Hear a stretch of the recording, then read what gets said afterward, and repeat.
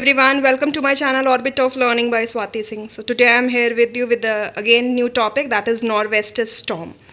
ये nor'wester storm जो है रिसेंटली न्यूज़ में था क्योंकि इसने उड़ीसा में बहुत ज़्यादा रिस्ट्रक्शंस अभी रिसेंटली क्रिएट किया है. ये होता क्या है, पहले हम ये जानते हैं. ये एक तरीके का प्री मानसून स्टॉर्म होता है जो कि ईस्टर्न और नॉर्थ ईस्टर्न इंडिया के जो स्टेट्स हैं वहाँ पे आता है. ठीक है, देखते हैं what it is. It is the violent pre-monsoon thunderstorm occurring in eastern and northeastern states. कौन कौन से रीजन्स हैं जहाँ जिसमें ये होता है? उड़ीसा, त्रिपुरा, वेस्ट बंगाल, बिहार, असम, झारखंड और एक्सटेंड करता है कहाँ पे? बांग्लादेश, साउथ नेपाल और भूटान में.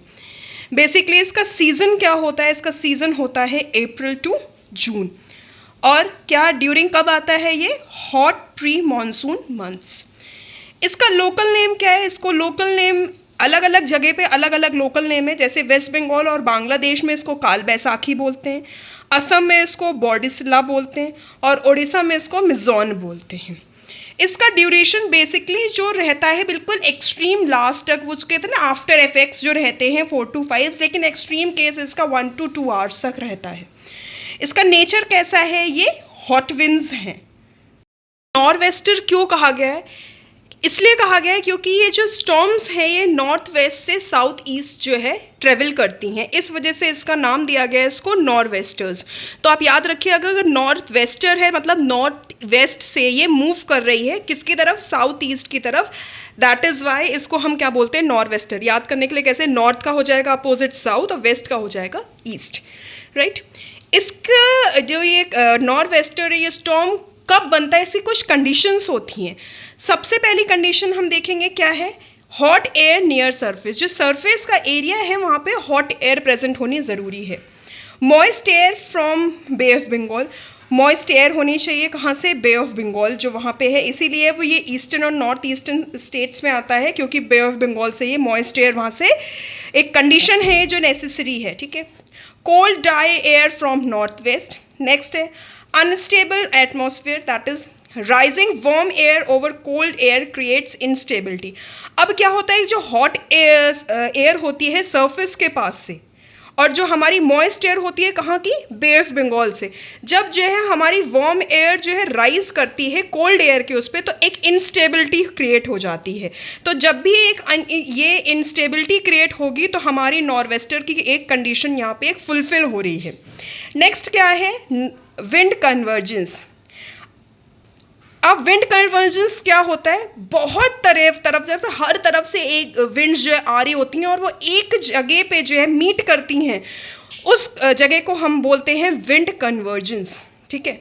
तो बहुत जगह सब तरफ से विंड आ रही है, सब तरफ से कहीं से कोल्ड आ रही है, कहीं से हॉट आ रही है, तो उस ये भी एक कंडीशन से बहुत तरफ से विंड जो है एक जगह मीट करती हैं, तो कंडीशन क्रिएट होती है नॉर्वेस्टर के लिए. नेक्स्ट है प्री मानसून सीजन.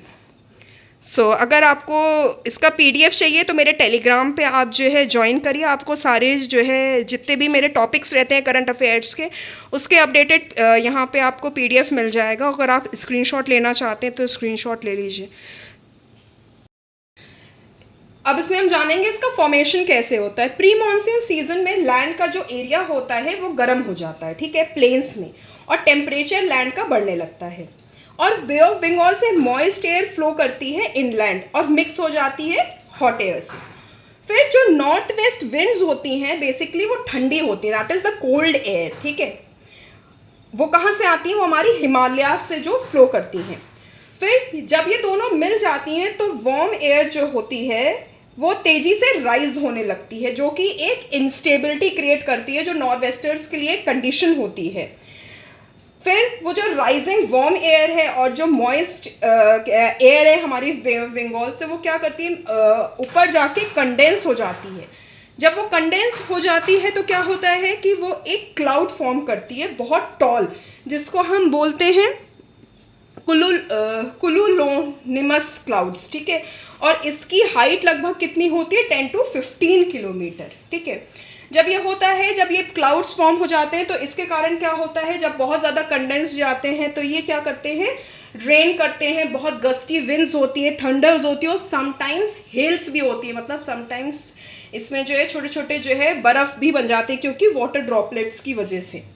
और इसको हम नॉर्वेस्टर्स, हमें पता है क्योंकि यहाँ पे ये जो फ्लो करती है विंड, ये north west to south west, south east flow करती है और इसका जो लाइफ होती है वो बहुत शॉर्ट लिव्ड होते हैं ये, ठीक है। अब आप हम इसमें देखेंगे, during the pre monsoon month land temperature rises significantly, that is 40 to 45 degree Celsius in plains. Hot air near the surface starts rising rapidly. Moist air from Bay of Bengal flow inland and mixes with hot rising over plains. Next, northwest winds bring cooler dry air from the Himalayas or northwestern India. When these cold air uncuts the warm air, it forces the warm air to rise faster, increasing instability. Rising warm, moist air cools, condenses, forming tall cumulonimbus clouds. These clouds can reach 10 to 15 kilometer high, creating anvil-shaped tops. इसका shape क्या होता है? Anvil-shaped. The rapid upward motion creates strong updrafts, gusty winds, heavy rain, thunder, and lightning, and sometimes hail due to supercooled water droplets in the cloud. Some storms generally move from northwest to southeast. यहाँ पे correction है, ये south east है. They are short-lived. अब इसके effects क्या होते हैं? सडन ड्रॉप इन टेम्परेचर जो है, जब इतनी बारिश होती है तो क्या होता है, टेम्परेचर डिक्रीज हो जाता है. हैवी रेनफॉल और हेल स्टॉर्म होते हैं. स्ट्रॉन्ग गस्टी विंड्स होती है. इंक्रीज इन ह्यूमिडिटी बहुत ज़्यादा बढ़ जाती है. और डस्ट बिफोर रेन. सिग्निफिकेंस क्या है, एग्रीकल्चर सिग्निफिकेंस क्या है? Beneficial for kharif crops like jute, rice and vegetables. Environmental significance, reduces dryness and dust in atmosphere and helps in cooling. Climatic significance, acts as a transition phase between summer and monsoon. Socio-economic significance क्या, supports agricultural based economy in eastern India. Agricultural क्या क्या है significance, rice, jute, और इसके लिए बहुत beneficial रहती है ये. और क्या करती है, टेम्परेचर जो है डिक्रीज़ हो जाता है तो मौसम बहुत ठंडा हो जाता है. और एक ट्रांजिशन फेस की तरह काम करती है समर और मानसून के बीच में. और जो भी हमारे जो है फार्मर्स हैं या इससे रिलेटेड जो लोग होते हैं एग्रीकल्चर बेस्ड, ईस्टर्न इंडियन की इकनॉमी के लिए बहुत अच्छा है. उनको जो है बहुत अच्छा पैसा वहाँ प्रोवाइड कराती है. इकनॉमी मीन्स पैसा. अब ये कब अकर होती है? आफ्टरनून और just before sunset when the land is hottest. जब लैंड सबसे ज़्यादा गर्म होती है, मतलब आफ्टरनून में या बिल्कुल सनसेट से पहले ये स्टॉर्म नॉर्वेस्टर्स जो है आती हैं.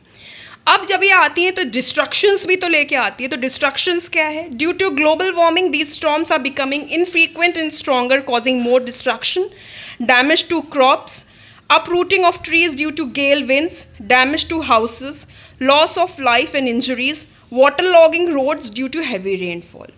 तो ये था नॉर्वेस्टर्स के बारे में. मैंने इसमें डिटेल में सब चीज़ कवर करी है जो आपके प्री और मेंस दोनों के लिए बेनिफिशियल है. मैं जो ये 5 मिनट सीरीज़ रखती हूँ उसमें बेसिकली कोशिश करती हूँ कि मेंस की चीज़ें भी कवर हो जाएं ताकि आपको डिटेल्ड उसका कॉन्सेप्ट क्लियर हो जाए. सो अगर आपको ये मेरी सीरीज़ अच्छी लग रही हो या वीडियोज़ अच्छे लग रहे हो तो प्लीज़ इसको लाइक, शेयर और सब्सक्राइब करिए ताकि मैं और अच्छे और ज़्यादा वीडियोज़ ला सकूँ.